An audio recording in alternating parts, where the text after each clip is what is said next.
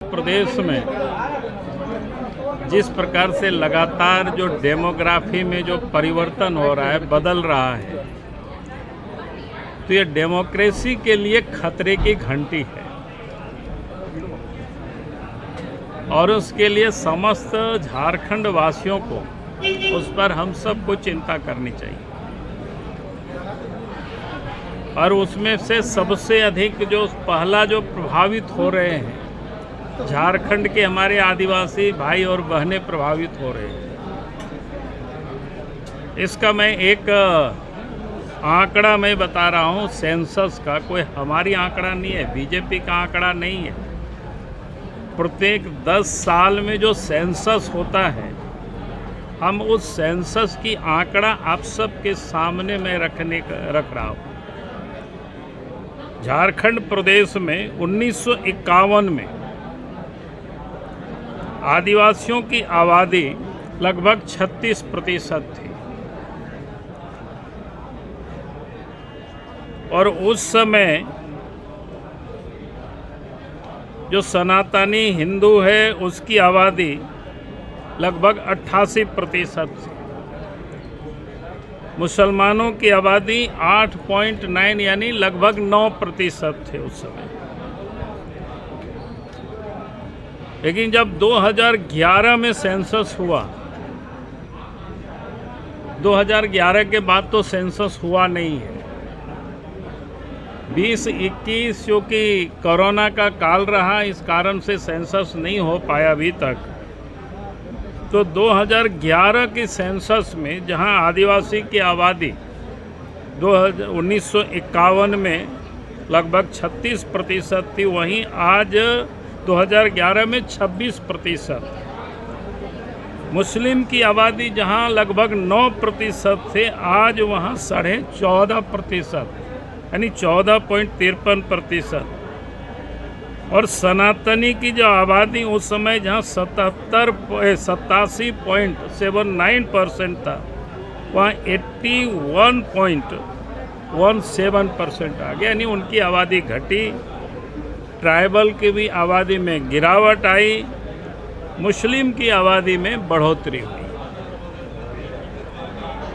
अगर हम संथाल परगना को देखते हैं तो वहाँ की स्थिति और ही अधिक अलार्मिंग है, यानी खतरे की घंटी है।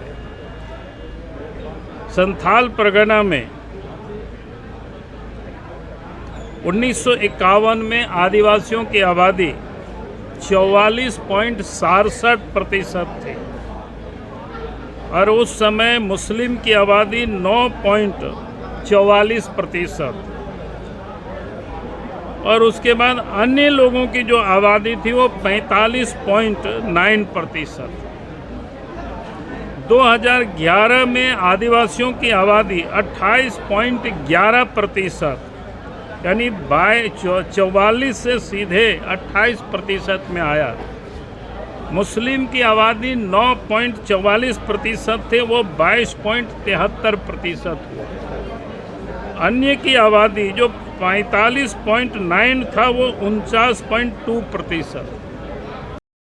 इस प्रदेश में और ख़ास करके संथाल परगना में डेमोग्राफी में साफ साफ बदलाव आया है। मतदाता सूची में भी उसी प्रकार से उसमें परिवर्तन हुआ है। इसलिए पिछले दिनों हम सब दिल्ली में जाकर के इलेक्शन कमीशन को हम लोगों ने लिखित में दिया है। 10 विधानसभा का हम सब लोगों ने डाटा तैयार करके दिया है। 2019 और 2024 के बीच 5 वर्षों में 20 से लेकर के 123% मतदाता एक एक पोलिंग बूथ में बढ़ा है। हम सब लोगों ने डिमांड किया है कि उसकी सघन पुनरीक्षण किया जाए और हमने राज्य सरकार, राज्य के मुख्यमंत्री को भी पत्र लिखा है कि संथाल परगना में जिस प्रकार से यार झारखंड में डेमोग्राफी बदल रही है, उससे सबसे अधिक अगर नुकसान किसी को होगा तो पहला आदिवासियों को होगा। क्योंकि आदिवासियों की लोकसभा और विधानसभा की सीट आबादी के प्रोपोर्शनेट रिजर्वेशन है। उसी आधार पर सरकारी सेवाओं में भी रिजर्वेशन है एसटी और एससी के लिए।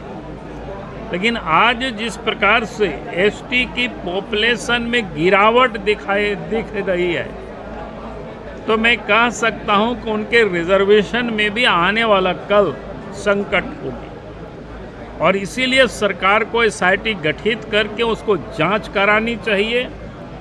आखिर किन कारणों से इस प्रदेश में आदिवासियों की पॉपुलेशन में इतनी बड़ी गिरावट आई है, उन कारणों को हमें ढूंढना चाहिए और उसकी हमें इलाज भी करनी चाहिए।